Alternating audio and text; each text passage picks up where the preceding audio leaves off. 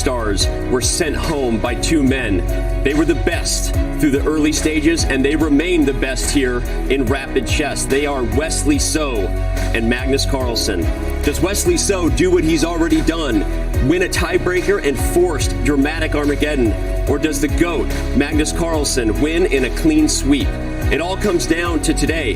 This is the final moments of the 2023 Champions Chess Tour, and it begins right now.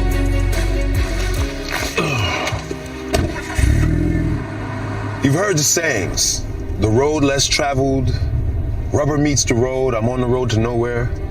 That need to get up and go, to just shut up and drive to parts unknown. It's in our DNA.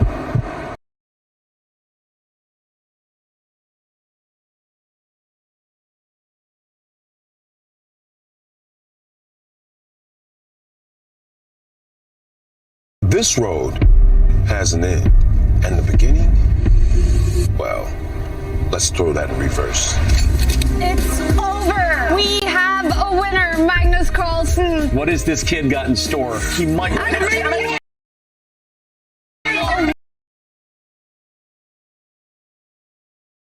One move.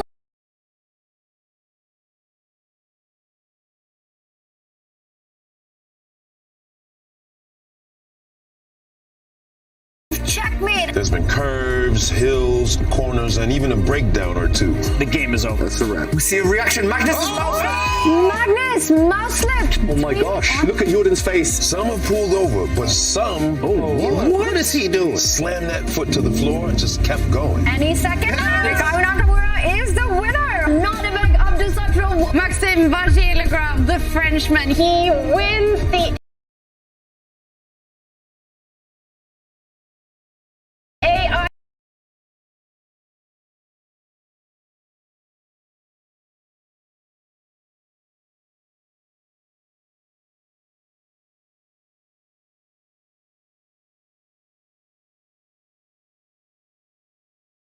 After 6 stops along the way, it's time for the greatest proving ground in online chess to drop that final pin in the GPS. Destination, Toronto, Canada.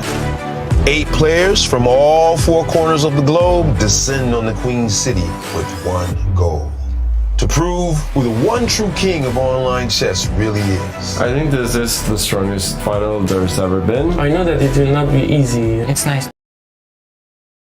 Starts now.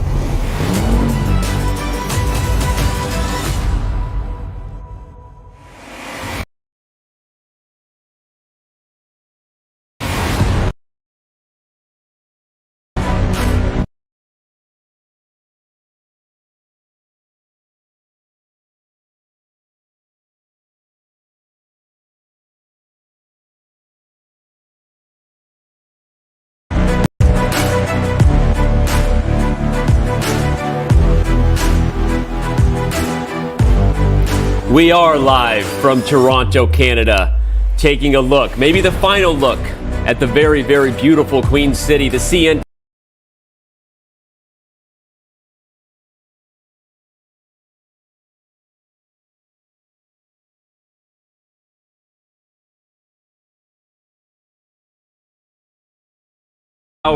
Looks overall, what a shot there. I don't know if it was sunrise or sunset, but I'm into it.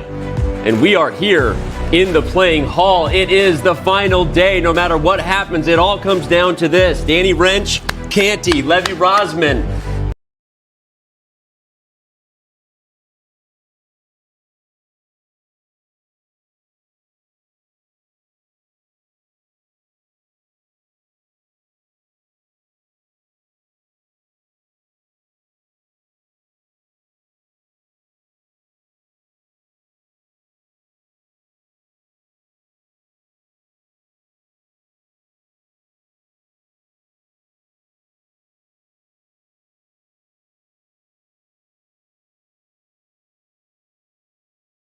Amazing semifinals yesterday. The bracket will remind you of, as I said, the semifinals between So and Abdusattorov and Carlsen Caruana, but that wasn't yesterday. Yesterday was the first day of the title match. Magnus Carlsen got it done in regulation. We didn't even need Armageddon. But if you look in that upper left corner, a reminder, Wesley So has been here before. It was the exam, and he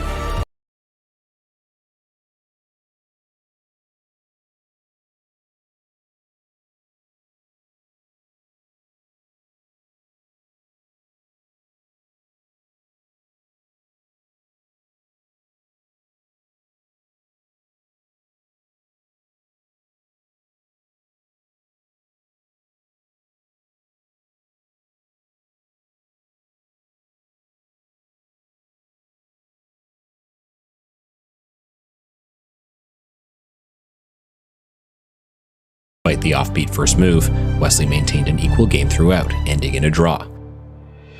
Both players were incredibly precise, with nearly 99% accuracy each. The second game, they outdid themselves, this time playing over 99% accuracy, also ending in a draw. Game 3 was a wild back and forth.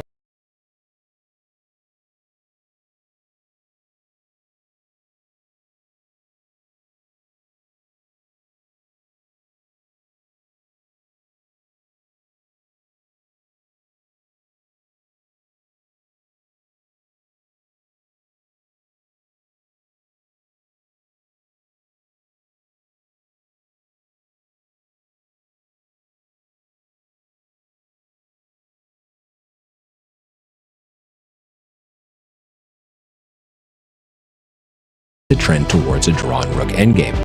Somehow, Magnus managed to conjure his famous endgame magic, and a mistake from Wesley with 4 seconds on the clock allowed Magnus to push his f-pawn to decide the game. White's rook is keeping that black b-pawn under lock and key, and why has he allowed the black pawn to run? His king could have stepped across. The final game of the set was a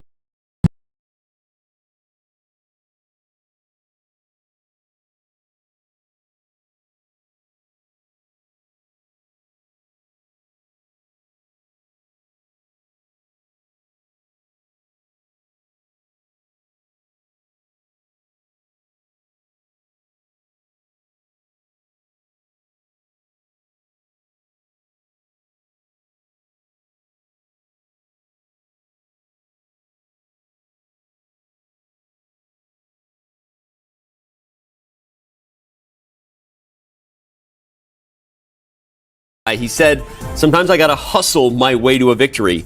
What does that actually mean on the chessboard? Yeah, not even sometimes. I think he said that's how I've beaten Wesley over the course of my career. I hustle him. At the lower elo, hustling is like, look, the fans at home know you're down a queen, it's not over. Flag! Never resign. You could beat somebody on time, you could bribe somebody, you know, maybe someone's internet disconnects, you beat somebody down to queens. Let me show you what hustling means at the elite grandmaster level. This is from game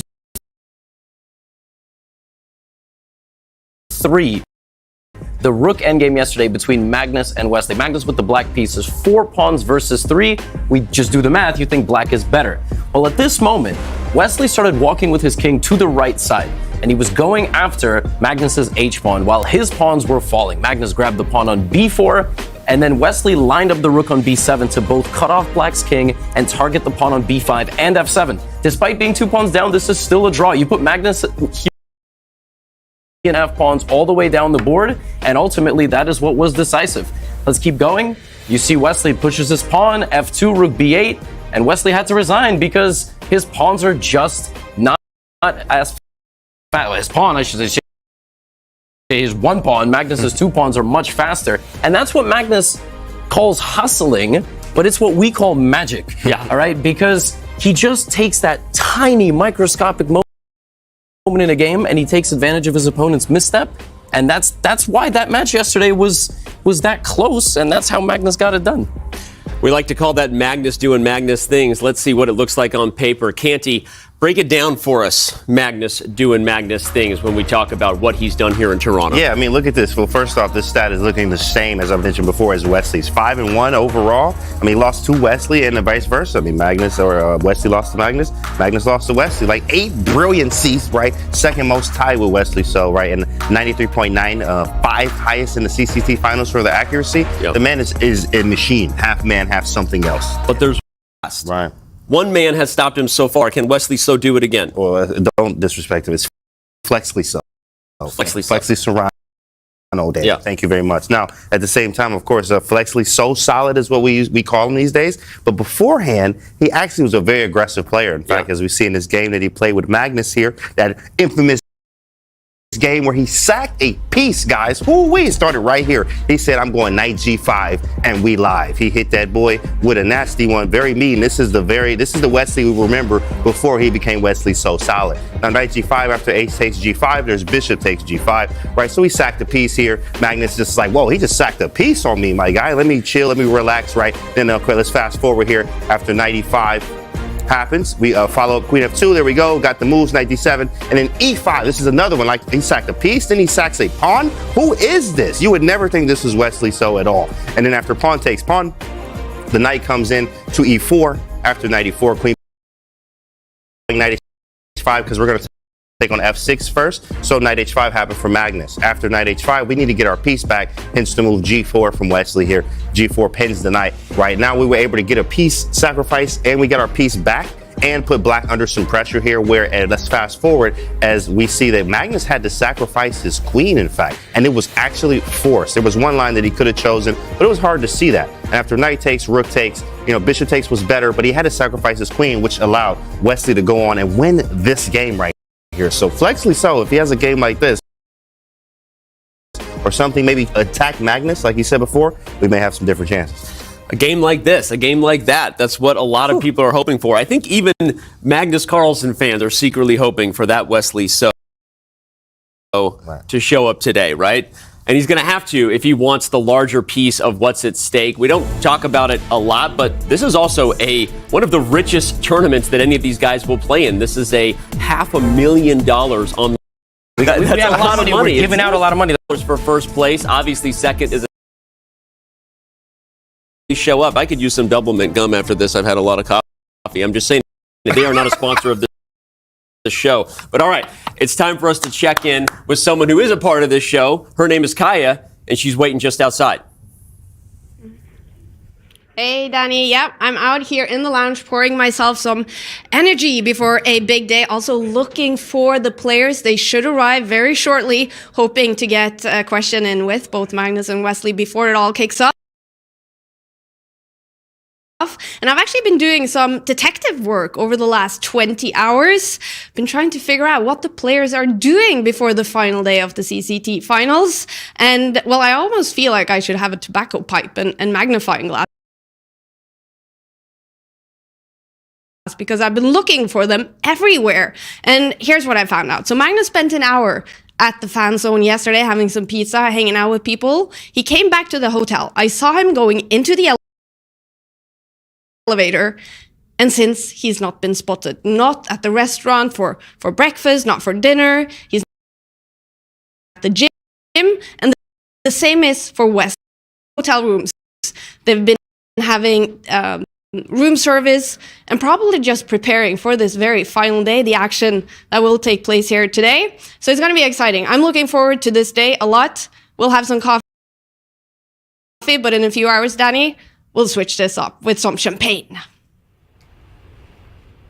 We will have champagne, as you're saying, Kaya, at the end of the day, because no matter what happens, whether it's a long one or a short one, we are going to have a winner. We are going to crown our 2023 Champions Chess Tour champion. And all right, but before we do that, guys, I know that people are wondering, how long will this day be? Let's remind them that Wesley So was the man to beat a few years ago in Oslo. That was the kind of Wesley So that a lot of people would like to see, the kind of Wesley So that we know is capable of this. He won the World Fisher Random Championship. Shout out to Sopako and Yaz. Look at that. I looked a little younger in that. Man, I have aged over the stressful chess boom. Oh my God, we got to talk about that. But there you go. Here were the players with the flowers. Wesley was all smiles.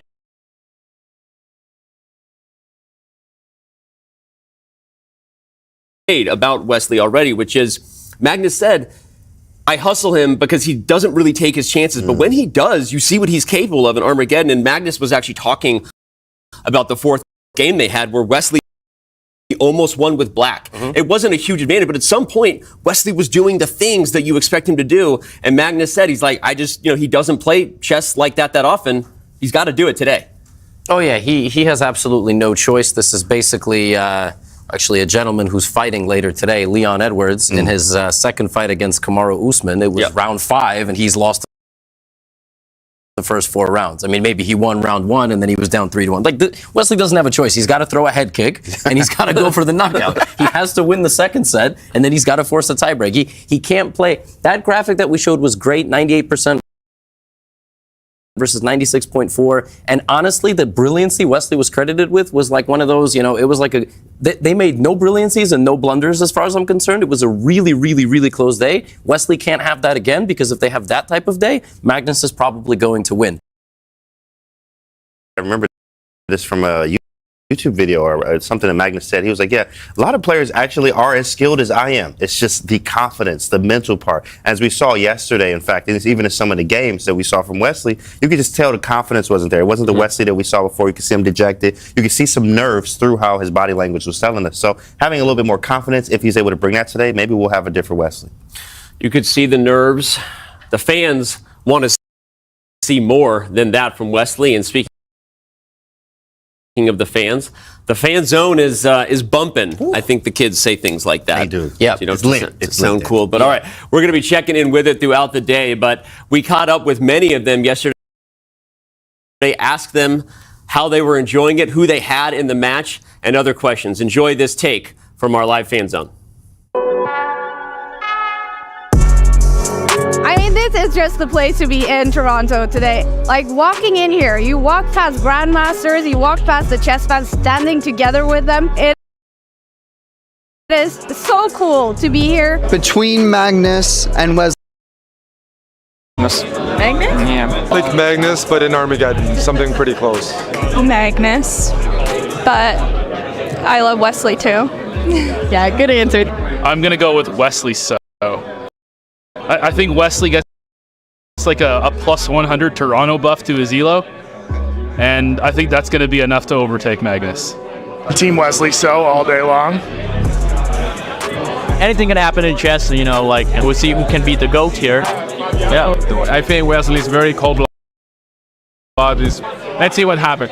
First of all, Dennis, curious, how's your experience been in Canada? Very happy to be here. Is it your first time in North America, US, or Canada? Yes, it's mine. Yeah. All right, we can't end the day without giving a shout out to the Chess Bras here for their thing. Of course, Magnus came in, he's still here. The fans are nuts. This is literally like a dream come true for chess, and the party's just beginning. So we're gonna go have a good time. Next time there's a chance to join us at a fan zone, hope you take us up on it. Peace. Fans who took us up on it. In fact, I hear the line was long out the door because people were showing up, maybe just to test that theory that it was sold out. People were showing up who didn't have tickets, and I've been told a lot of them had to be sent away because that thing actually did sell out. And I physically visited yesterday. Let me just say it was uncomfortable physically given how many human beings were stacked up against other human beings. So I say that not in like a bad way. I'm saying like it really roundabout compliment, but yeah. It was a legit. You all made Danny uncomfortable. You made me extremely uncomfortable. A fan zone. That's right. But all right, no, it's a ton of fun, and we'll probably be back there today. We see Amon and Eric already hamming it up, having fun with the fans. That is a live shot right now, and speaking of fun, we know they're going to have fun. Of course. At some point here, we're going to get down to the serious business, but you guys threw down right here and had some fun. Yeah, we did. I was there, hiding in the dark, watching it, and let me just say, things got spicy.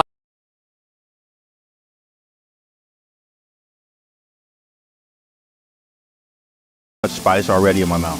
Turn the thermostat up. Please, no milk. No milk. No f***ing milk, James. I'm gonna go to the ambulance. What's up, everyone?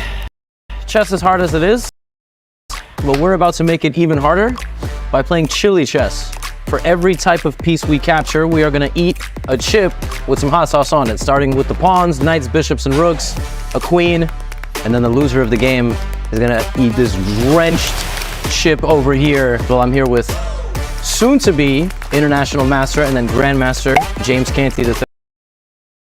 How you doing, man? I'm feeling good, man. Thank you. Oh, sorry, my bad. Yeah. I got a high spice tolerance, so I think you're probably pretty good with yours too. Not at all. No, I'm ready though. I'm ready, man. What's the time control? What are we playing? 3 minutes. Every time we hit the clock, we get an extra 2 seconds. Ready to go? Yeah. There we go. And here we go. Oh man, we battled a lot in the. It's like you're letting me take it, bro. We get Instant. Freaking chip. all so big. Oh. Yes. Oh man. Oh. It feels like I'm inhaling a barbecue. I hate that one. That's pretty good. God. That is the official. Your turn, buddy. Beautiful. That one's weird, man. It's like citrusy, but like correct. Kind of tastes like. You know what? That's exactly what it would taste like. Right. Okay. What would Magnus play? Bishop a6. I don't think he would play that move, Joe. I mean, you didn't sit with time control. Pretty good, big dog. 4. Kenny, if I'm big dog, what are you? Bigger dog. Yeah, now I have to take. Take the knight. Yep. Yes, he took the knight. Now what do I take with? Chip. That's what you gotta do. Oh, eat a freaking chip. Ooh, that's a lot on there. Ooh, that's hitting different. You right. Okay, bro. Oh,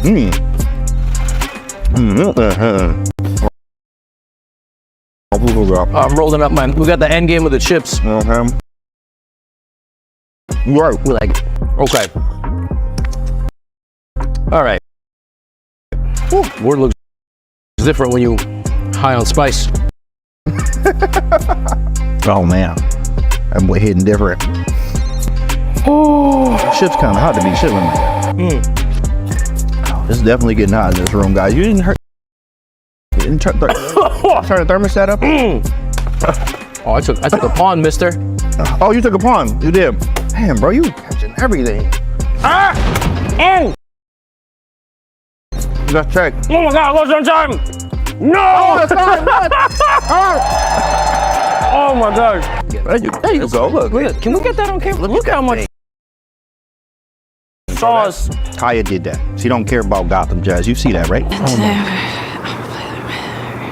Goodness. Yep. You really want to split this one? I will, bro. I'll do it for you, bro. Sure. It's for you, man. You know what I'm saying? I got you, big dog. You ready for this, chat? You know. Okay, so the problem is I don't feel it yet because there's so much spice already in my mouth. So it's probably gonna be like how Magnus said, creeps up on you.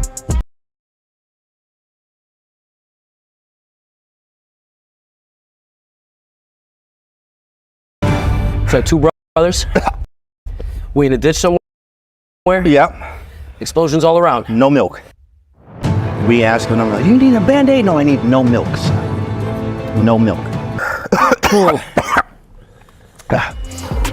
So I'm gonna feel that for a few days, 2 hours. Me, bro. I did, bro. I did. But your brain don't work right when all the spices and stuff. No, man. Bro, I can't feel my fingers. Same time next week? Sure. It's a date. You okay? Your eyes were. I know you got the dub there, flagging poor Levy over here, but your eyes, they paid the price there. I was like, cut. Y'all didn't see that part. I was saying cut a few times, like I just help. You know, it wasn't fun, Danny. It was very spicy. I've never been more nervous to film anything in my life because I'm not that good with spice. Yeah. And when I put that chip, the last chip in my mouth, I thought, okay, I shouldn't let it touch my tongue. I gotta like just swallow it whole. Yeah, then my throat, and then I touched my nose. Oh, they didn't put that. My nose was just. His first day of the title match. Will he get it done? Well, what do our odds say? We've been checking in with them as the chess.com stats team brings it to us daily. The odds are not ever in Wesley's favor right now. This is more than the Hunger Games on the board for these guys. This is a really uphill battle for Wesley. So, will he get it done? It's time for us to throw. I've come up with all the different ways I can to talk about jumping from Toronto to Oslo across the sea, and we're just gonna leave it right there. Tanya, Robert, and David, we're as excited as everyone else to watch your guys play-by-play. Take it away. We are so pumped in the studio. The moves will be played in Toronto, but we're excited in Oslo. And we're also expecting some spicy chess to happen. The winner, $200,000 on the line. Second place goes down to $100K. So much at stake. Wesley, where is your best shot? I think the boys out there in Toronto nailed it. He has to attack. He has to forget the nerves, forget the occasion, forget the prize money, everything. Just go for Magnus as king. And Magnus is one step away from his third Champions Chess Tour title. How is he feeling today? Does he want to wrap this up as quickly as possible? Yeah, you don't want to give Wesley that hope, that confidence, because a confident Wesley So is a dangerous man. So if Magnus has the chance, you want to put it away in the second set. Do not allow it to get to a third. Yes, because though Wesley has quite the challenge up in front of him, he has to beat Magnus not once but twice for the title. But it has been done before, Robert. It has been done before. Wesley beat him earlier in this very event in the round robin stage, and Maxime Vachier-Lagrave earned his spot in the tour finals by beating Magnus twice in the same day. That should give Wesley some hope, but Magnus, he doesn't like losing very much. I think he probably learned his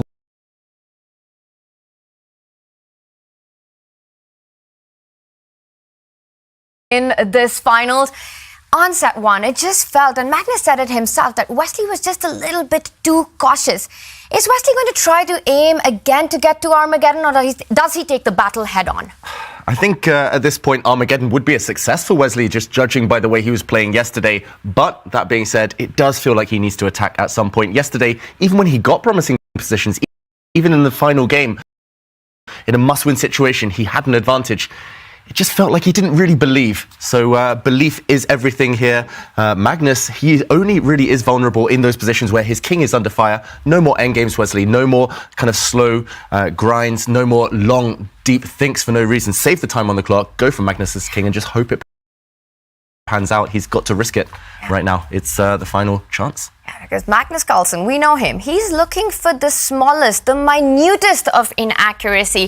He's smelling when his opponent isn't feeling confident, when he's not believing in himself. And that's the Wesley we saw yesterday, taking some tame decisions on the board, which give Magnus. Yesterday does seem so far away, but Wesley believed in order to be the best, you have to B3 the best. I don't think Wesley should do that again. Maybe he learned his lesson. And Magnus, on the other hand, it's been a New Year's resolution for him. 2023 is about to end.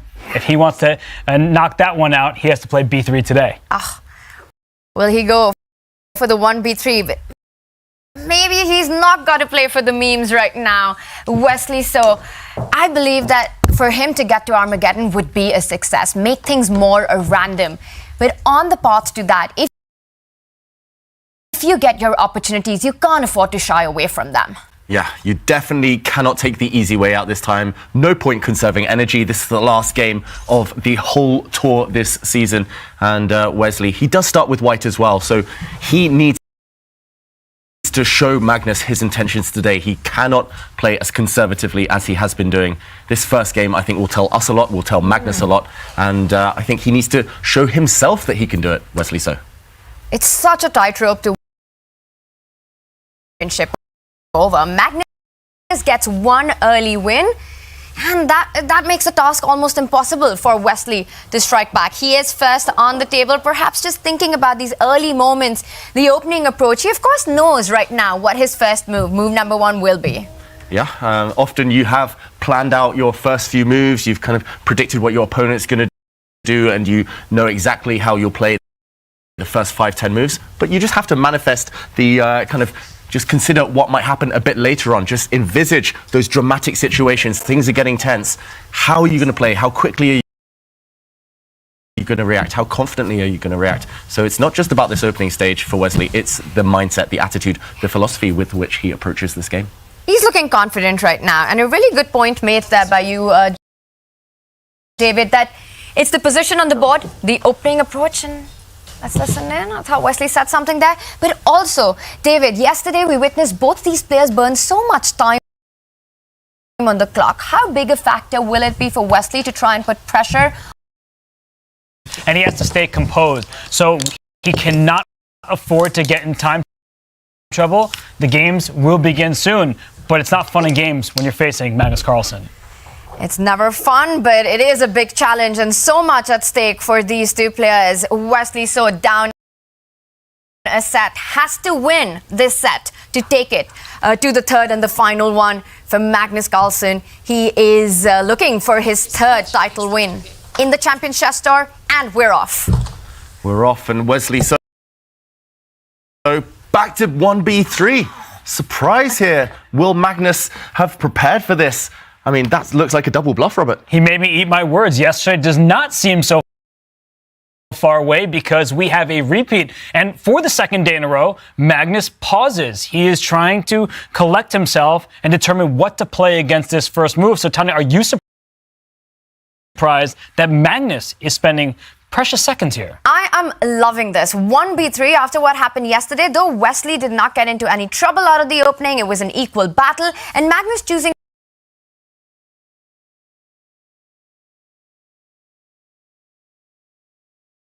How are you reacting?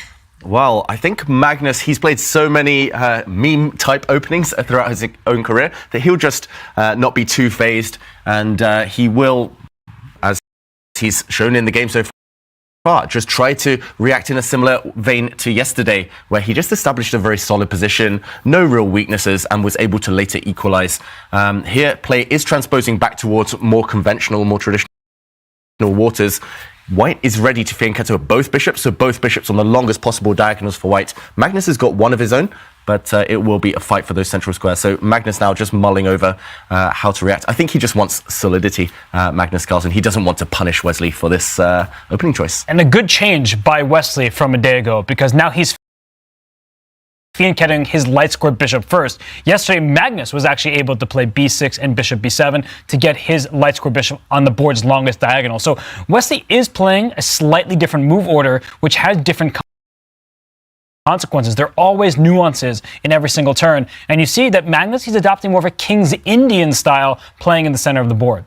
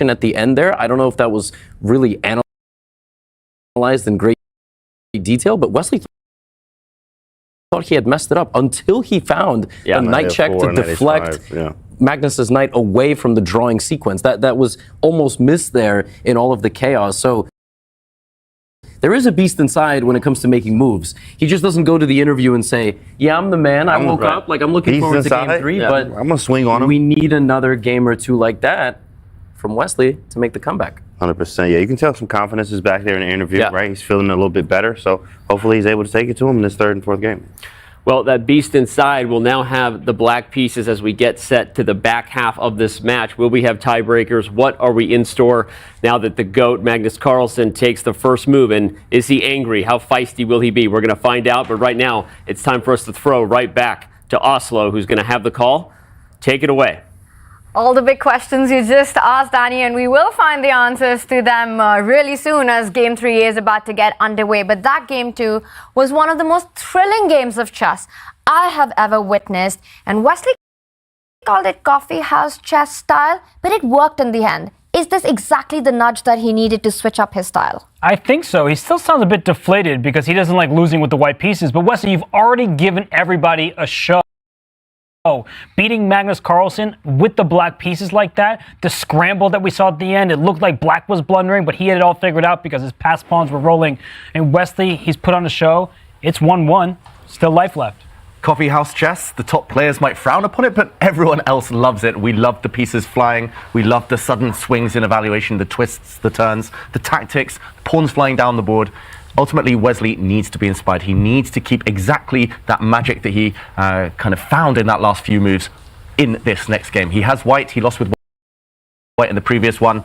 Magnus doesn't look too thrilled these days either. This next game is critical. 2 big takeaways from Game 2. Make the most of the opportunities and don't trust Wesley's body language. We see him, he's back on the board. Again, looking not as confident as we'd expect after that game victory. He starts, it is 1d4, the queen's pawn. Magnus taking a pause, now thinking how he wants to approach this.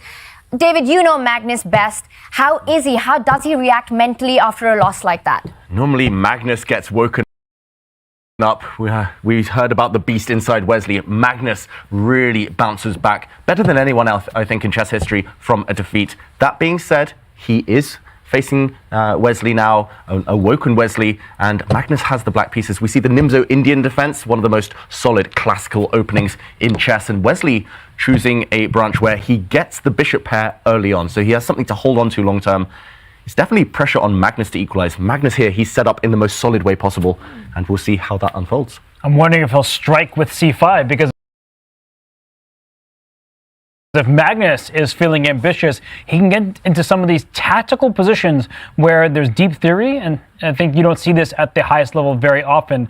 But after a loss like that for Magnus Carlsen, why should he take unnecessary risk? If he draws this game, he heads into the 4th game with the white pieces, the first move advantage, and he instead brings knight into e4, and only then plays c5. So these lines, they're well studied, and Wesley, he got his hand on his jaw a little bit. How ambitious will he be? That's my question, because we've learned that he's not even happy with his play after beating Magnus Carlsen. He's got reasons to be happy about the result of that game, but he also mentioned in the interview that he would be okay taking this to the Armageddon. Now, that was his strategy for set 1 as well, and it didn't work well. This approach of the opening, we see moves are being blitzed out. We're still in opening territory. A big threat on f2, now stopped by Wesley, so pieces are being traded. David, what do you think? Is this a game where Wesley sticking to what he said in the interview, or will he try for an edge with white? It feels like he's trying to be super solid here. This variation, this branch of the Nimzo Indian has a notorious drawish tendency. White has a small symbolic advantage because White's bishop is better than the black bishop. White's knight has more potential than the black knight. Ultimately, though, it is a symmetrical pawn structure, and nothing too drastic can go wrong here for black. So yeah, looks like both players just happy to play solid, mirroring each other's posture here. The body language, just neither looking too energetic, but I would take white every day. I think Wesley, he's just trying to take the sting out of the position, and he's hoping that Magnus is a bit flustered from that last game. That being said, no deep dark forest here. And Magnus avoided the only opening trap that I know of in this position. So if we can analyze and take it back a few moves, there was one little thing that Magnus needs to avoid, and it's why we encourage people to get their king safe and castle. And right now, simple moves are playing, putting a rook on an open line. And now for Magnus, he doesn't have any concerns. There are no tactics available to Wesley. But if we can just back it up a few moves here, we saw that instead of castling, said, I'm going to force everything off by playing knight to e5. It looks like the bishop should move, and then the queens are traded, and we just get an equal position. But instead of moving the bishop, knight e4 is a clever move, because if you take the bishop, now knight d6 check happens. So I'm actually defending my bishop tactically, and if instead of taking the bishop right away, you make a move like queen c6, just trying to keep the queens on the board, in comes bishop b5, and you take my bishop on b5, I get in knight d6 check with another fork, winning the queen. So castling at that moment was very precise, and it's these little moments in chess at the high level where you have to play the correct continuation, because if you give Wesley that chance, he would have been able to strike in the center. Instead, we see just equality, both players playing for the C and D files, and I think Wesley, he's showing that he's happy to just be equal, make a draw, and try to stabilize the black in the next game. Yeah. If Magnus can just deal with the problem of this bishop, this stuck bishop, kind of just staring at its own pawn, then Magnus is totally fine. No weaknesses at all in the black position. I'm expecting him maybe even to park the bishop on a safe square like e8. Just get it out the way, trade off all the queens, rooks, as many pieces as possible, and live to fight another day. He's reaching for that piece. That was the only deficiency in his position. He'll bring the rook now to c8, and I think he's close to equality. This one, Wesley's last white in regulation time, could be fizzling out unless he finds something special in the next few moves. Well, he is putting pressure on the queen, and now the decision will be on Magnus. Will he offer the trade that you were advocating earlier with that f5 square, immediately trying to get into an endgame, or does he move back with the queen to e7? He does decide to keep the queens on the board for now, so looking at lining up the queenside rook on the C line against white's queen, which has just sidestepped any threats along the C file. Magnus goes for the plan, as you said, trying to double up on the D file, get the rooks into play, symmetrical pawn structure. But this advance on the queen side, the a3, b4 pawns, does that give, is this, as we like to say, more equal for white than black? The optics are good for Wesley, and that's not just because he's got his glasses on and he's keeping them on, but he has already control of the C file. His pawns are more advanced. He can kick the enemy knight away if he pushes the b pawn even further. His knight on d2, it's got room for improvement. It can go up to e4 and then over to c5, but you can't actually pile up pressure on the pieces. So it is better for white. You're kind of playing for two results here, but if Magnus continues the way he's been playing and is able to trade some pieces, he will have no problems whatsoever. But that's why Wesley, he brought his bishop back to e2. He's going to reroute that bishop to f3 at the correct moment. His queen on b2 is well placed. A slight edge to Wesley, so I think that he can play safely for an advantage, and if Magnus plays perfectly, we've seen the accuracy levels being high here. A draw is the likely outcome between two of the best players in the world. Yeah, we talked about stylistically who did the previous game favor. We were unsure. It was just too messy. Neither player too comfortable, but this is well within both players' comfort zones in this one. Magnus, he's fine in these positional battles. You can trust his body language, I think, right now, because he feels like he's kind of evaded the worst. Yes, maybe one or two small questions to answer, but he should ultimately be okay with black. And Wesley, meanwhile, this is right up his alley. Minimal risk, no sting in the position, and he can massage this advantage. He can try to make use of that extra space that's been initiated with those pawn pushes on the queen side.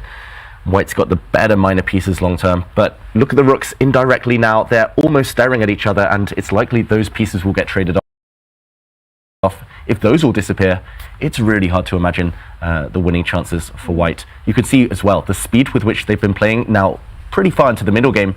They're both much more confident than in the previous crazy battle.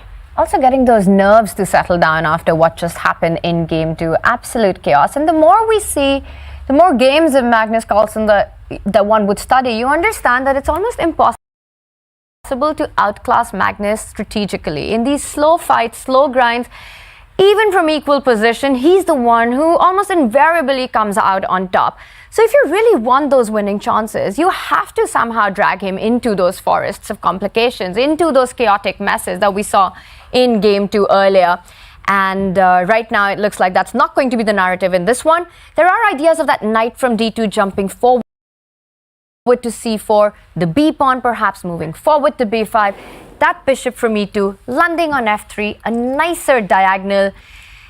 And with black, if Magnus does equalize this completely, and this does go into a draw, I think he's got reasons to be happy. Despite losing game 2 with white, he starts game 4 with white, and it's not going to stop him from making his chances in that one. Playing the odds, getting the white pieces in a one game remaining in regulation. Of course, Magnus will be happy about that, but he's not really happy about his play overall. We know from Magnus, we've heard from him over the years, when he loses a game, especially when he feels like he's not playing at his best, that's when he's most disturbed. And for Wesley So, calm game here. And I just want to note that it's easy to forget that these players, and particularly Wesley, have played a ton of chess in recent days. This is the 8th and final day here at the Champions Chess Tour.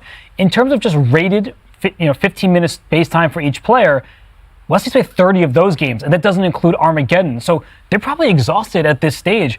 We're in the 8th and final day, no days off for these players. They had an easier day on the 4th day when some people were playing the survival stage, but then they're right back to it into the semifinals, and it's exhausting. It really is exhausting playing this high-level chess, and we'll see who has enough left in the tank.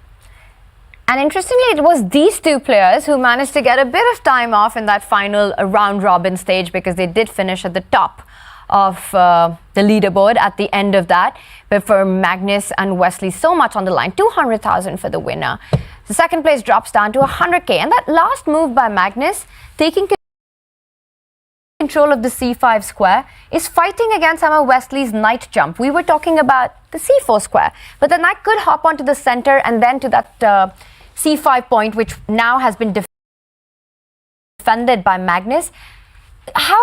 How do you feel he's evaluating this position? Is he thinking of this as something that is equal or something that he still needs to defend? Yeah. I've been around Magnus enough to know that he's not too bothered about this position. Probably his words would be, yes, I'm slightly worse. Yes, I'm slightly cramped. I'm suffering, but it's holdable. And I think right now a draw is pretty much what he's dreaming of. He wants to move on to the next one, get the chance at the white pieces again, despite how the last game went. But yeah, this last move, it's just good strategy. Black has a light squared bishop, so put pawns on dark squares. That way you cover both color complexes. And Wesley maneuvering around with his knight. We're looking at the rooks. Potentially they'll be traded now on the next few turns. And yeah, I think Magnus is feeling very confident. Should I grab the Hoover, or do you want to grab it? I'll grab the vacuum, Robert. Well, we're about to see all of these pieces be traded. The bit of good news, if you're trying to play rook on d1, Magnus can put his because the knight can't currently move and protects that rook. Then the knight can further trades, which should mean attack any of the pawns remaining. It's camp. I think a draw would be with the amount of time they have left. It's really chances for either side. Feels like both players just need a bit of themselves after the madness. Imagine their heart. Go. The queen slides across to b7, the safer square from Magnus Carlsen, defending his rook. Everything's covered. The black knight will jump out the way next, and yeah, they'll be cleaning those pieces off the board. Too symmetrical right now. No pass pawns ever incoming. No weaknesses in either camp. As level, as balanced as you get, pretty much in chess. Wesley So trying to get closer to that Armageddon where things will get more random. It will be about the battle for the bids and who gets the black pieces. But before that, there will be a game 4, and Magnus will have the white pieces. Right now, both players playing cautiously, trying to just get their nervous system back into control. It was not only exciting for the fans, for the commentators, what we just witnessed in the earlier game, but for these two players playing that chess, especially down to those seconds, those last few moments, absolute insanity on the board. And right now for Wesley, he's having a think about perhaps how to force how to force matters right now. Is there a way that you can actually get the trades going really quickly? Wesley pauses a bit. I think that for Black's next turn is going to be moving the knight out of the way and getting all those trades zapping anyway. So I don't think that Wesley needs to force it. I think neither side can make progress because we have a symmetrical structure. And if you're going to play for more than just the equality, you need to figure out what side of the board you're stronger on. And neither side is stronger in any direction. There are so few pieces remaining on this board, so few open files, just the two of them here, that it looks likely the Black Knight is going to jump out of the way. And once that knight jumps out of the way, the rooks come off the board. And okay, well, Wesley can think about sliding his rook on over to the g4 square. That would threaten checkmate in one. But I feel like that's kind of all you're threatening. And once that's stopped, maybe you're just being a little bit tunneled over on the king side. Yeah, let's jump in and show this, because I don't think anyone was expecting Wesley to suddenly get ambitious in such a dry position, but rook to c4, at least one idea, and at least it will scare Magnus slightly, force Magnus to go into a think, which he does, we see on the camera. The Black Knight jumping out the way. This is the consistent follow-up to Magnus's plan. He wants to get these rooks off as soon as possible. A rook trade, the rook's disappearing. This is a dead draw. No chance we'll see this one continue for much longer. But the ambitious move here for Wesley would be to slide across, threaten the checkmate on g7. And Robert, I guess you're suggesting just push the pawn to g6. And yes, there's a couple of dark squared holes, but Black doesn't have to worry too much. The white knight's never creeping in anytime soon. White doesn't have a dark squared bishop to profit from this slightly airy formation for Black. And yeah, I'm struggling to see a follow-up. If the white queen ever dives in, suddenly you forget, whoops, rank, and actually no threats again. Where it just feels like a one-idea trick, which doesn't have to, after a bit of time to convince himself, will most. Magnus, think a little bit. So it's not just keep the position on the board, and we're talking about how can white actually continue with the pressure. If he shows ambition in the position, perhaps he wasn't sure about a knight jump to e5 or eventually the h-pawn moving forward, but he keeps the position much more solid. He puts the knight on g6, so blocking the attack, and Wesley bishop c2. I feel like threats are on the board. This isn't as balanced as we were first thinking it to be. But I can't decide who this is favoring, and sometimes when you play for a win, you jeopardize playing for a loss. And if Black just goes queen c7 here, you do take the knight and hurt Black's kingside structure, but I'll throw in a check, forcing the queens off the board. And the reason why I could see this, and Magnus plays queen c7, perhaps even possibly that white gets in trouble, that a3 pawn, that's quickly going to be targeted, and all of white's pieces are over on the king side. Now we're getting a double-edged type of position where Black's pawn structure is worse, but Black has easier access to the weaknesses for white. So you have to be very careful here for both sides, but I think in particular for Wesley. Yeah, this is really brave from fast right now. On the board after a really slow beginning to directly to these closing. Knowing the opponent, Magnus Carlsen,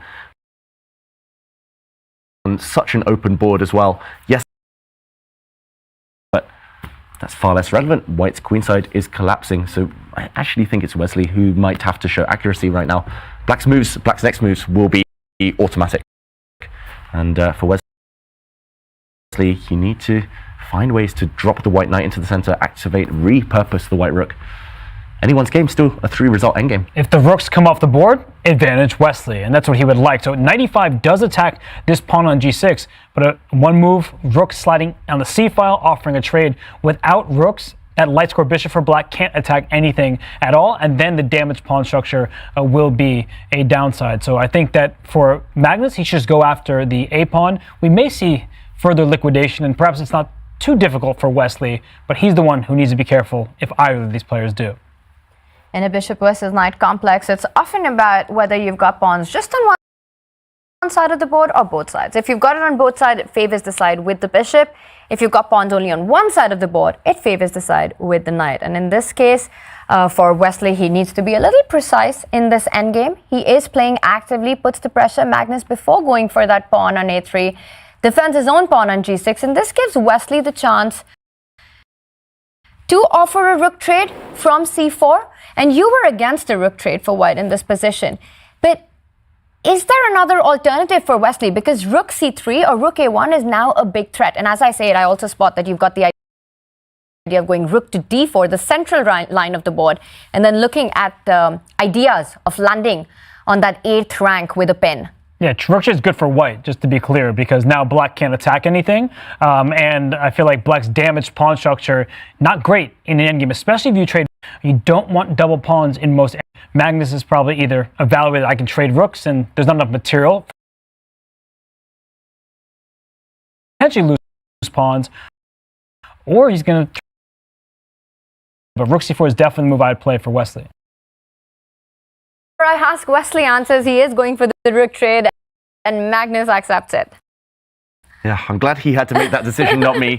But it is instructive. We were just talking about which pieces you want on the board, off the board. These top players, that's always going through their minds. They're thinking long term. They're not just thinking today, these are my jobs, these are my chores. They're thinking, what's my life plan in 5 years' time, 10 years' time? They're looking deep into the future. And yeah, now rook's off the board. It's pretty much knight versus bishop dynamic. Usually, as we mentioned, that would favor the bishop with pawns on both flanks. But here, all of white's pawns, or most of white's pawns on dark squares, unattackable, unassailable. And ultimately, it feels like this one should be level. I'm liking how white's king could maybe reach the center. White's knight has a beautiful outpost, but it's just not enough here. It's too few weaknesses for either side as Wesley pushes forward with his pawn. And that's an interesting decision, because traditionally we'd see the doubled g-pawn and we'd be like, that's a weakness in black's camp. But Wesley, with that last move, those weaknesses. I think he was concerned in the knight out of c4 would get to d6, queenside, that he perhaps needed to trade, go to the center and fight. Playing this extremely accurately. So even though we've been talking about ideas for... And we often talk about how Magnus just creates magic in endgames. Do we see any hope of that happening in such a position? It's not impossible if the black king somehow wiggles its way into white's camp. If the black king gets more active than its counterparts, certainly black will be having the better chances right now. But yeah, it's hard to imagine. I think Wesley at some point in the near future will push the white e-pawn up one square and actually form a barrier. The black king will not be able to step past the 6th rank at all. So yeah, it feels like white will be able to build a fortress here. Despite the fact I've seen Magnus win countless of these endgames, this is unlikely to be one of them. And Wesley said his favorite movie is Lord of the Rings, so thou shalt not pass is a perfect moment for him, and he should do that. He should just clarify, end the game on the spot. You don't really want this to continue. Although, with Magnus getting the white pieces in the next game, it could tire him out a little bit. And so for Wesley, he knows that this game is a draw. Not too much risk for him to just make some more moves. Both players have so much time, though, that I don't see them getting into trouble. Yeah, we mentioned that this tournament is a marathon. Who do you think has the better stamina? It's been such a long week, long 8 days actually, for both of them. If it does get down to this final game, assuming this one is going to be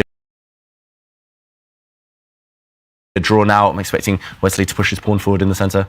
If this one's a draw, if the next one's a draw, Armageddon, can Wesley take it? I think that's a dream for Wesley, right? To get to our...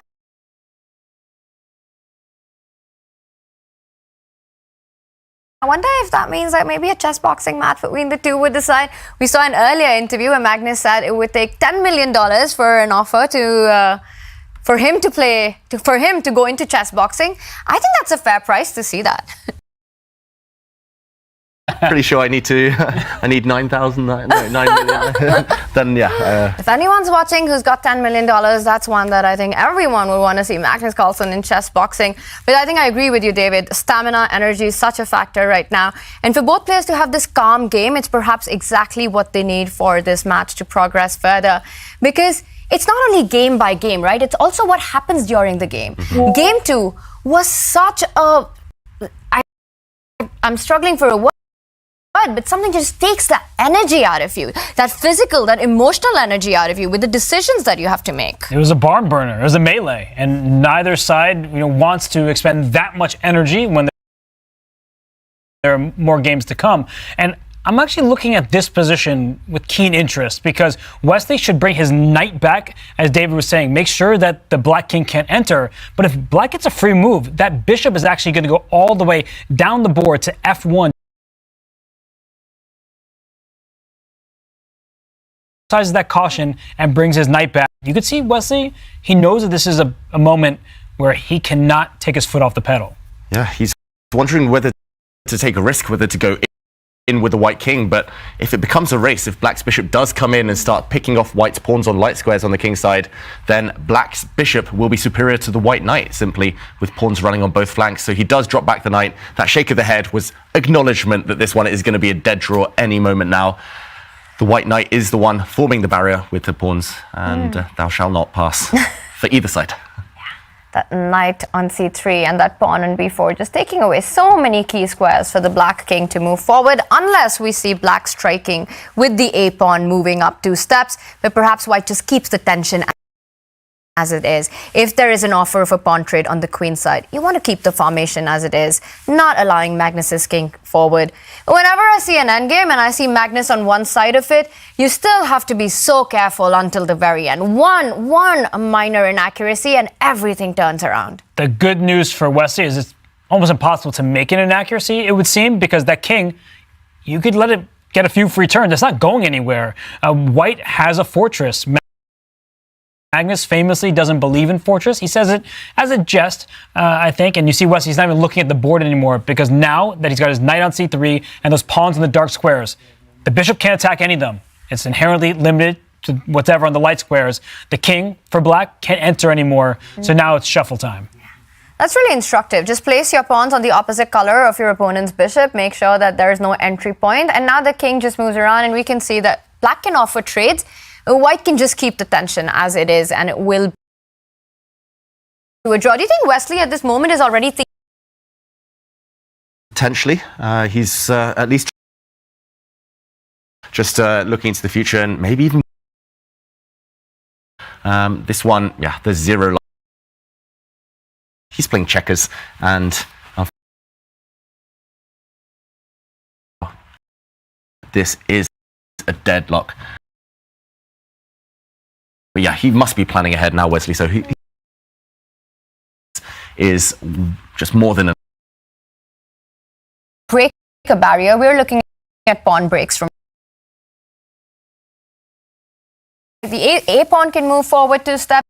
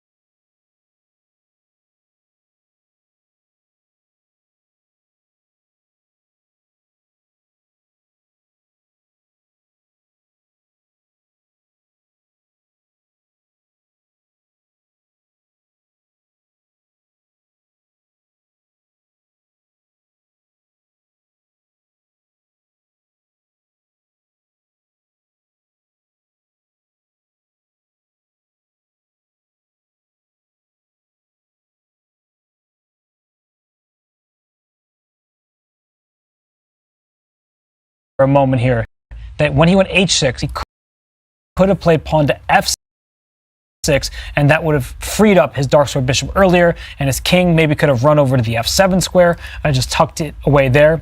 I think a missed opportunity from Wesley, and these small mistakes, ones that don't look obvious, it doesn't even look like it was a bad move, these cost you against Magnus Carlsen.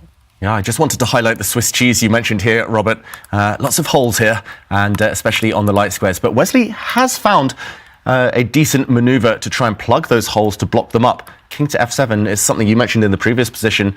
Yes, he could have saved a move. Yes, he could have done this all a lot quicker, Wesley so. But if he gets the king to the square, maybe he's holding everything together. Everything would then be protected. The king would be off all of the open lines in the center. And yes, it's kind of not ideal. Yes, he might have made some small slip-ups, but the top players, they're so good at doing this. They admit their mistake. Wesley will have known that he could have saved a move, and he's found the best solution in this tough position.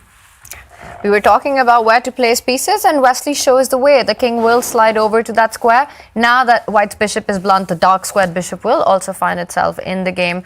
Though still not easy, because that knight on e4 controls a lot of key developing squares for the bishop. Magnus takes a thing, but for me, the first move that'll come to mind is to just slide the rook to the open files in the center. Line it up with the bishop and the king, or perhaps on the d file. But I think it's the follow-up. It's the plan. What do you want to do next? Yes, you can play rook from f1 next to the king, all the way to the open e line. But how does that really help once black steps up with the king? I think the rooks can go to the open files at any moment, and because the black king is going to f7, a very Magnus-like idea is pushing Harry the h-pawn, and that h-pawn can go up to h4, and then up to even further h5, and the point is you're taking control of that Swiss cheese formation. Now, I want to land a bishop on g6, because if I get a bishop there, I could get some back rank checkmating ideas. The position for black remains pretty solid. There's maybe a weakness or two in this setup, but for Wesley, he has done all right to just play bishop e7, complete his development. And so some of the advantages for white will be long-term. You see that the evaluation bar prefers white, and I think everyone else who's just looking at the position would too. But I think that Wesley, he's doing a great job of one mistake won't necessarily cost him the game. It may put him on the back foot, but Wesley's a great defender. He's one of the most accurate players in chess history. Yeah, and such an accurate defense there to play f6 to put the king on f7. I guess if white pushes the pawn, maybe black might consider doing the same. And the only downside for black, this pawn being slightly weak long term, but ultimately Wesley still in decent shape here, and he still has to be the favorite to hold this one. And Magnus, the time is now to try and transform his advantage. We've been talking about all these intangible things, all these small things adding up. He needs to transform it into something more concrete, whether that's a pawn advantage, whether that's control over some squares or the bishop pair. That's why Magnus has gone into the tank now for over 3 minutes. Feels like it's the first critical moment where it's the first difficult decision for Magnus Carlsen. And the clock is leveling out as Magnus does make his decision on this move. Does he start advancing the h-pawn, or does he continue with the more standard rooks, bringing them in the center? Meanwhile, black's knight, Wesley's knight, can also jump onto the center of the board at some point, asking questions. But really impressive how Wesley slowed down, but then blitzed out the move, showing that he knows what he's doing. He knows the structure that he wants to go to. I've still got my eyes out on those strange pawns on the king side for black, that f6, h6. And I just wonder if that for Magnus is some sort of a signal and gives him a little bit of a hope of trying to push out in this endgame, because that's the only non-standard thing that I see about this position, the light squared weaknesses. Yeah, his antenna is up. He's recognizing that there are problems in black's position, but can he actually capitalize is a completely different one. So we're looking at this position, we want to put up rooks in the open files, but black's setup is actually quite solid. The foundation of it, the bishop on e6 protects the knight on d7. The king going to f7 also protects the bishop on e6, and as soon as that dark square bishop develops and the rooks are connected and a second rook is brought towards the center, I do think that at that stage Wesley would be like, all right, I've got this. But until that moment, the Magnus will try to push, and if Wesley can stabilize, as I said earlier, a draw is not the worst thing in the world for Magnus Carlsen. It just sends us to Armageddon. And we're talking about all these light squared weaknesses as being the only hope in white's position. Can Magnus think about a plan of retreating with that knight to g3 and trying to put that knight on a more active square in black's camp? I'm eyeing f5. Yeah, I like that maneuver. Sometimes you've got to go back to go forward. So white's knight looks like the pride and joy right now. It's the most advanced piece for white, but he retreats a bishop instead. So similar idea. He's going for some light squares. He's trying to probe a big check potentially in the air if white's bishop lands on the h5 square, hitting the black king. But yeah, somehow pieces, even if they look ideally placed, they need a purpose. They need to be actually threatening, doing something. So these knight retreats, bishop retreats, Magnus, he's hinting at some attacking ideas. And he wants his rook to do something when it lands on d1. He probably didn't see much happening on the e file, but if a rook slides to d1, now that the bishop's out of the way, let's say king to f7, just to stop any kind of bishop h5 funny business. After rook d1, now knight d6 check is an idea. Let me get the two bishops advantage, and here it is an advantage for white because you play with a free hand. There are pawns on both sides of the board. It's still an active setup for white. So I think that this was a good call by Magnus. He takes one step backwards with the bishop, but it allows his knight to hop forwards in the ensuing sequence. Yeah, I love it too, I must admit. And this idea of the bishop check, it's not threatening anything now because this can simply be blocked, but this would loosen up black's structure. And even if it doesn't happen now, Wesley has to watch out for it on the next 5, 6, even 10 moves down the future. It's always nice to have this idea up your sleeve. Your opponent will burn 5 seconds, every move, calculating it, working it out, and just watch out for it to become a bigger factor later in the game. Suddenly, when he least suspects it, Wesley So might have to face this type of check. But first of all, the most natural move looks like occupying the d-file. I'm saying this rook, maybe the other rook as well.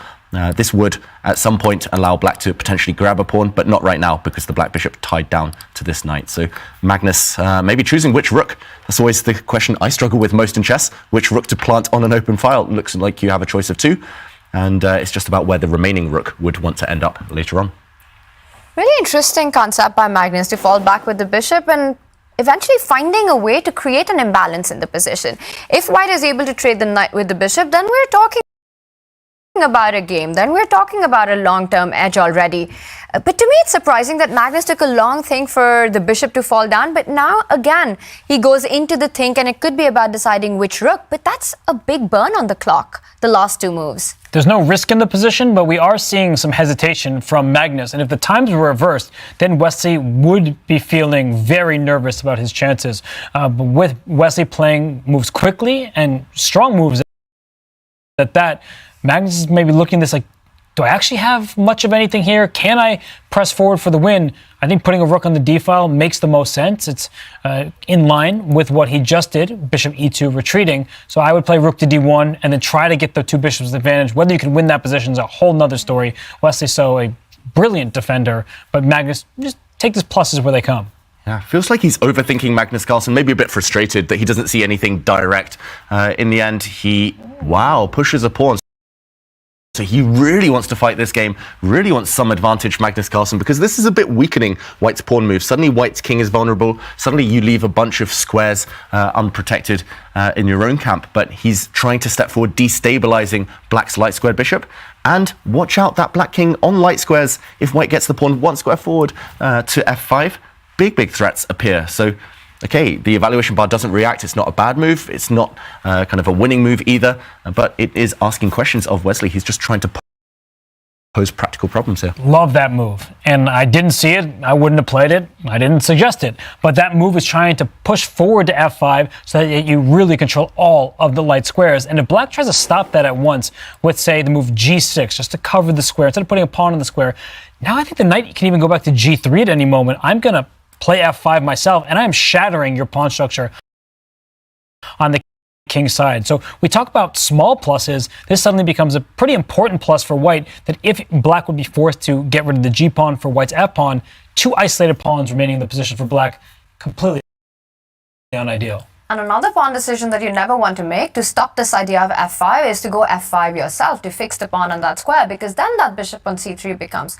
such a strong piece. You can give a check on h5, g6 is impossible anymore, the rook is hanging on h8, and forcing black to go back to g8, making sure that that rook on h8 is stuck, fall back with the knight, and now suddenly again black's playing without most of his army.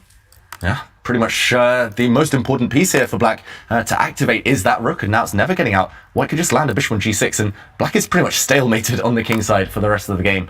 So this would be a disaster for Wesley So, meaning that his two most natural moves are not feasible right now. Look at Wesley So staring up at the ceiling, looking for inspiration, because suddenly realizing f5 has a flaw in it. That would be a nasty check. g6 also just too loose, too weakening. So you have to allow the white pawn forward, but that's far from ideal. That's suddenly a bit scary. Wesley So maybe didn't see that one coming. We didn't hear in the studio. That is a mark of genius from Magnus Carlsen. That's why he's so strong in these queenless type of positions. He's still looking for resources, still looking for threats. Putting a rook on the d file was just so natural, and for Magnus, he was spending that time there not because he was thinking of which rook to move. He's thrusting that pawn forward, and he is posing some direct problems. I thought this wouldn't be a direct battle. I thought there would be no confrontation here. And Wesley, you look at him peering at the board. He's like, I need to buckle down right now. I'm actually trailing on the clock. I spent 2.5 minutes on this turn, and suddenly it's Magnus once again with a lead on time and with a better position. I mean, I just want to take this moment to think about the last two moves by Magnus. Rook sliding onto d1, rook sliding onto e1, the most natural looking moves in the position, moves that you make in seconds. First, Magnus retreats with that bishop, making everyone think that eventually he will slide in with the rook, go in with the knight, and then he pushes this f2 pawn to f4. Again, Magnus just doing Magnus things in endgame, creating magic out of nowhere, out of a place where you'd feel it never exists, forcing Wesley to take some big decisions right now. At least putting him under pressure to solve these problems. Wesley develops with a check, but in the bargain, he gives up a bishop pair. And David, I see your expression. You do not like Wesley's last move. I do have a bias towards the bishop pair, especially in an open position like this, but it feels like Wesley's just giving Magnus a helping hand. We were talking about White having to take 2-3 moves to set up, ideas of jumping in with the white knight, nabbing the bishop pair. Wesley's just giving it for free to Magnus Carlsen right now, and yes, the black rook is active. Yes, the black rook actually covers the 5th rank, stopping White's pawn from landing on f5, stopping any checks, but what's left on the board? It's not about what's off the board, it's what's left, and White's 2 bishops have great potential. Black's knight doesn't have any stable squares to sit on, cannot really compete right now with the bishops. Long term as well, I think this is just going to favour White. There might be no immediate knockout, but long term now, Wesley is going to be suffering. And Wesley down to nearly 3 minutes at this stage. And maybe he can try to improve his knight, jump out to b6. He does just that. But at any moment, that dark square bishop for White, which has no counterpart, can slide forward to d4, take that knight if it ever becomes a problem. And that f5 pawn push that we thought might occur, it could happen at any moment. So for Wesley, he's kind of holding on to key squares, but you could see his pieces getting dislodged, and then Magnus will be able to press forward. Yeah, once again, bishop e2, f4, I think these are exactly the kind of moves that makes Magnus Carlsen the best player in the world, or the best player in the world in general, but the greatest of all times when it comes to endgames. And we see that bishop has landed on d4, putting pressure on that rook. Wesley immediately slides it to a5. So provoking Magnus to make some pawn decisions on the queen side, a3, but that rook on a5, to me, it looks misplaced. You have to be sure that, you've gone all the way there, but you better be able to find a way back. Yeah, Black's rook could just be feeling silly on that square, especially if it later gets kicked around even further by White's pawns, White's bishops. Wesley So, a bit of a shake of the head. He looks away from the board. Remember, in one of the previous games, he was doing this all the time, and then he won. So let's not trust Wesley's body language too much, but I think internally he is a bit upset that this position is spiraling slightly out of control. It's definitely Magnus trying to make things happen, dictating the pace of this game. And I don't know if Magnus will even react to these pawn pushes. White can start improving pieces as well. But Magnus is down to 2 minutes, 30 seconds, and the clock is ticking. So if he does not find the energetic reply, speaking of energetic replies, he gives up the a2 pawn on the spot. I think he smells blood right now. And if Wesley takes this pawn with his rook, that bishop is going to go all the way up to the h5 square with check. He's going to push his pawn to f5. He's just using his pieces, his pawns, his battering rams. He doesn't care about that pawn on a2. And look at Wesley right now, exhaling violently there. He cannot take that pawn. If Black takes that pawn with his rook, he loses the game. It is poisoned right now. He has to try and coordinate his pieces yet again, keep the black rook on the 5th rank. The black rook has too many things to guard. He has to re-centralize it, but it's just come from that side of the board. It's so hard psychologically to correct your own mistake, to lose a move for free, essentially. He has to bring the black rook back to the center. But he has to lose the move. He could be losing on the spot if he went pawn hunting. He puts the rook back on d5, and Wesley realizes what a mistake he made on that last move, sliding the rook to the edge of the board. Now the bishop can step in with tempo to f3, further pursuing that black rook. And if White is able to get control of the d file, be the winner of that open d line, that would make Wesley's endgame play even more difficult. Bishop h5 will always be a threat. You start with bishop f3 and ask bigger questions to the rook. The rook is going to be kicked about, and it's going to have to step back towards the black camp. And for Magnus, sometimes you push pawns and you regret it because they become loose or overextended. Here, you're happy to get those pawns forward. Whoa! Wesley has rook to b5, and the engine's going through the roof. That was another blunder. The rook is just trapped on this square. Magnus can close a cage around this rook. I think the most natural move in the position as well. White's dark square bishop just slides into c5, cutting off the rook's access to the 5th rank. It's caught in a cage on its own, trapped by a bishop and pawn, and that rook will fall off the board. Magnus could wrap up match victory and the Champions Chess Tour final, and he finds it. The black rook on b5 is trapped. He had to fight against the threats of a4. He steps in with the knight to try and grab that bishop on c5. But now that check on h5 that we were earlier alluding to, that's a square that isn't defended anymore. Bishop h5, f5 are these ideas that are possible right now. You could go for that. You could just drop the bishop back to e2 and say, give me your rook. Because he got his rook trapped, and he's for the dark square bishop. Maybe get a pawn for Wesley. So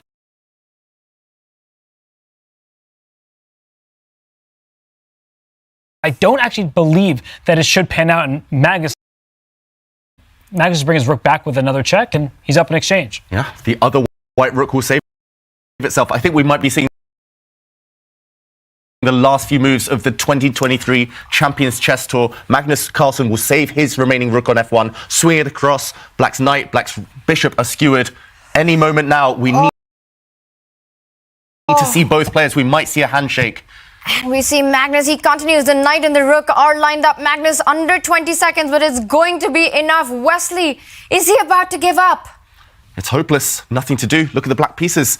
One of them will drop off, and he's trying one or two final tricks here, Wesley.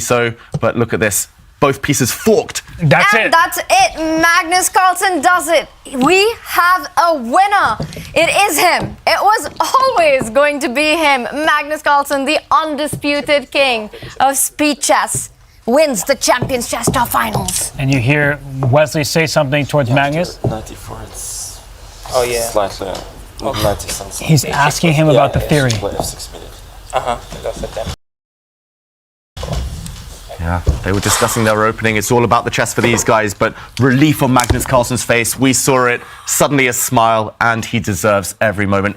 Handshake there from Judith, our arbiter. He is the champion. But Wesley So, he put up a great fight. Lots of credit to Wesley, but that's a $200,000 smile if you're Magnus Carlsen, because you just made bank. You take first place, you get all the congratulations in the world, and also a cool $200K.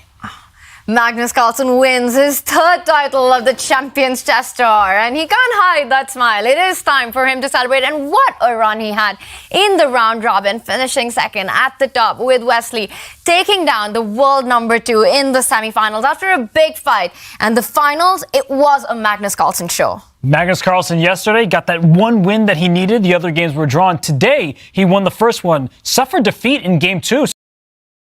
So Wesley So, he came out slugging, but in that fourth and final game, he played an opening that Wesley did not know fully. And you heard Wesley ask after the game, what should I have done there? Magnus had the answers. Wesley did not.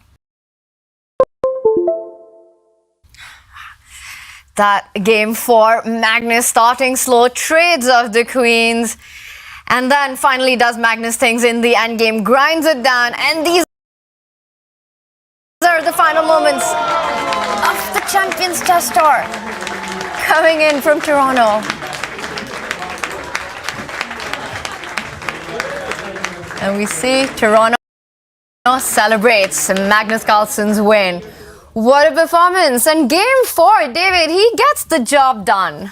Magnus Carlsen, he got the job done. He grinded it out like a grandmaster, in the end winning this queenless middle game in great style thanks to the power of the two bishops. And I just want to show where Wesley So eventually went wrong. It's a really difficult position for black. This rook under heavy fire. It's been kicked around the board already for a few moves, but it found itself trapped on a poor square. Wesley should have retreated this rook back to either d7 or d8, back to safety, any safe square along the d-line, but instead he brought it to a square. It was caught in the net. Magnus closed the cage here, and suddenly it must have dawned on Wesley that this rook is simply going to fall victim to either the white bishop or even the white pawn in certain variations. He tried his best to muddy the waters, Wesley So, with a knight jump, but after a hit on the black rook, it was forced to give up its life, and after this knight fork, the white bishop was able to save itself. Bishop to h5 check, a series of really nice counter-attacking moves by Magnus Carlsen, a series of accurate moves. First, jumping out the way, forcing a block. Next, hitting the black knight. If the knight moves, the white bishop saves itself, Magnus being up a rook for a knight right now. But this skewer allowed Magnus to show off the real trick. First a check, and then another check. And finally, the other rook, which was asleep for so long, skewers these two pieces. One final move, the knight dropping back, hitting white's rook, allowed a simple drop back. The pieces are forked. White emerges with a decisive material advantage. Wesley So had to resign. And that one move in the opening really cost Wesley because that rook in the corner, it never moved for black. So for Wesley So, he did not know the opening. We heard him ask Magnus about it. And for Magnus, what a game that was. B4, sacrificing a pawn, understanding that the black king wasn't fully safe either, precisely because that rook in the corner couldn't get out. So Magnus, he understood the dynamics of the position. He was able to not just trap that rook, but after that, the ensuing complications, he had figured it all out. Gave a couple checks, skewered some pieces, won the game on the spot. And against the world #1, sometimes one move is enough to lose it all. And that's what Magnus just showed. One inaccuracy by Wesley, creating those light square weaknesses. And that just gave Magnus enough to outplay in that endgame with precision, and he gets his hat-trick title in the Champions Chess Tour. Only Magnus Carlsen can do what he hasn't done before. David, this guy is unstoppable. He's unstoppable. We hear from his fellow players how much admiration they have for him, Magnus, and it's just because he has this universal style. He can play any position, any opponent, adapt his game. He's been at the top of world chess now for so long, and that's not coincidence. He's so clever in every type of position, and yes, he's got a bunch of rivals. Yes, the new generation's coming up, but Magnus for now is still the king. And sometimes people get tired of the same person winning over and over again. Magnus Carlsen literally doesn't care. He's going to keep winning if he plays his best chess until somebody dethrones him. He dethroned himself by not continuing the world championship title. He didn't care about that. He's won the Champions Chess Tour title 3 years in a row. Congratulations are also in order to Wesley So, as well as the other competitors. They gave it their all. But Magnus Carlsen, once again, ends up on top. The greatest of all time strikes again and is the winner of the Champions Chess Tour. And with that, well, it's time for us in the Oslo studio. We've had a blast calling the action, but now it's time to go into celebrations in Toronto. Kaya is with the winner, and everyone else, take it away. Yeah, thank you, Tanya, David, Robert, and everyone in the Oslo studio. Thank you so much to all of you. We love you. It is now time for the trophy ceremony here in Toronto. To my right, two of the main men behind the Champions Chess Tour season has been so visible. How will you sum up this week? Oh, wow. Summing up this week has been a roller coaster, but it feels like it was meant to be. Like it's been a long time coming to try to build on the amazing Champions Chess Tour that started as, I guess, the Magnus Tour, then the Champions Chess Tour, and then obviously everything that has been happening in online chess over the last few years. It's just been incredible, but it never felt like we had not just the 2 best guys, the 8 best players, really getting everyone together to see it all come down to this. I feel like it delivered, and it just felt like a dream come true. Yeah. Eric, you come here the last couple of days. You must be a proud CEO right now. I am. I'm proud of our team, everybody here who's done this, everyone who's been involved in the Champions Tour for so long, and of course of the players and all the competitors. I could not be happier. I want to clarify real quick. These are not for us. These are for the players. So Wesley, if you'll still go on a date with me, those are for you right there. But I just wanted people to know we were not holding those flowers for us. I felt awkward and wanted to give them away. I'm sorry. Yeah. Feels more natural with the flowers over here. Yep. Eric, I was going to ask you because I know in chess.com it's all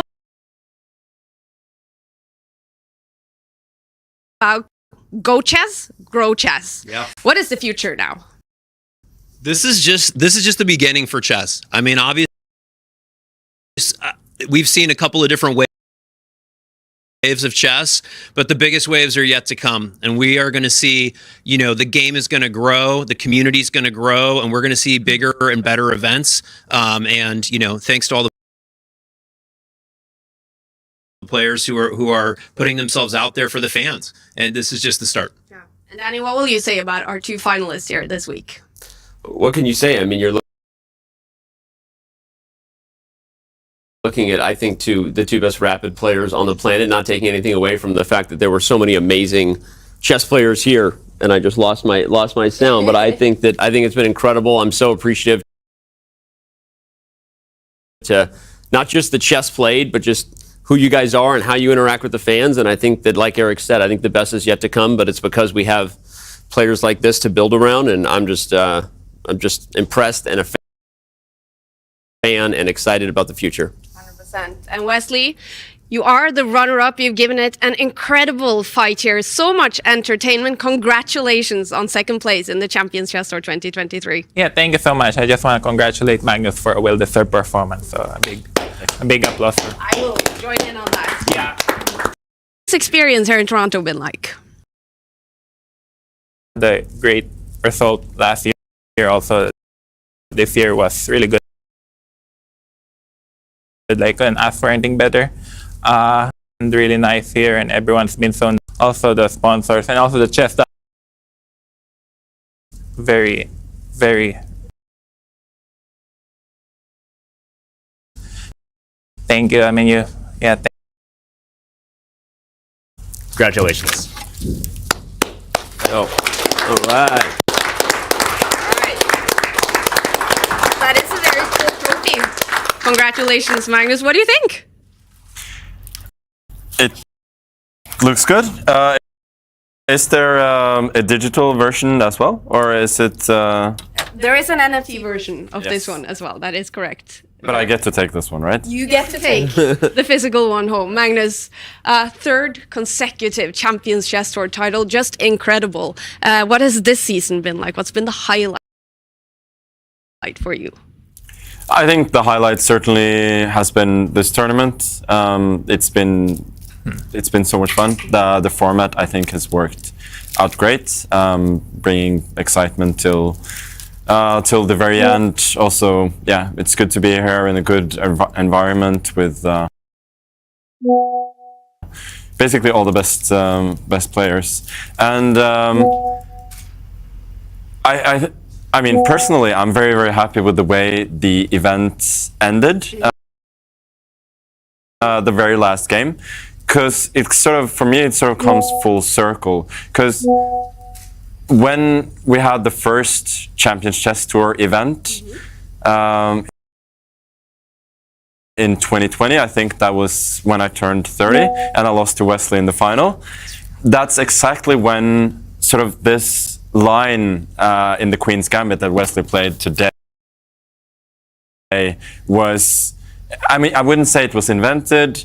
It was a little bit known, but Wesley was kind of the one who introduced it and made it just very difficult to play d4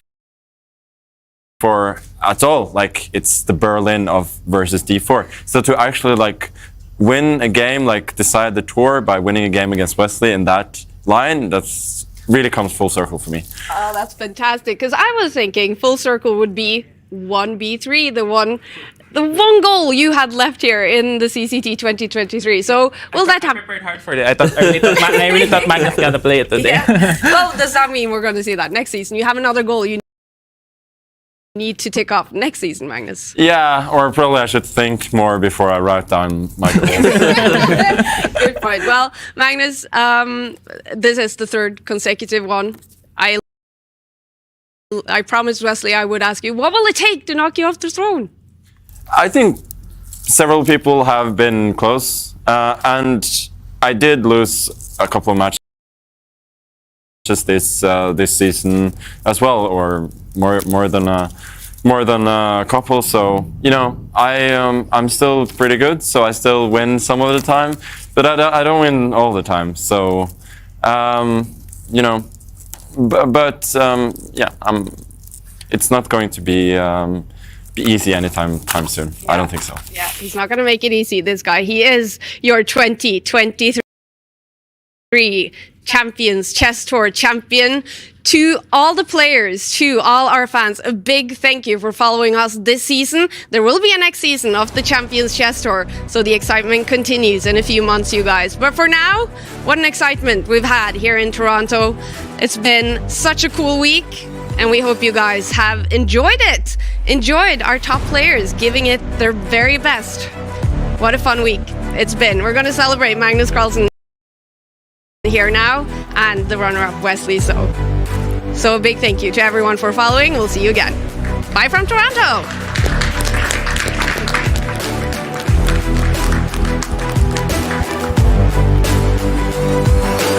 B3. For the second day in a row, Magnus pauses. Gives a check, comes back with the rook. There's panic, and Magnus picks up another pawn. No time, Wesley So. He made that move with 1 second left. He gives up. Wesley So resigns. Put it back there. F2. Oh, no, he makes it. Wesley So wins the game. What a comeback. Magnus Carlsen does it. We have a winner. It is him. It was always going to be him. Magnus Carlsen, the undisputed king of speed chess.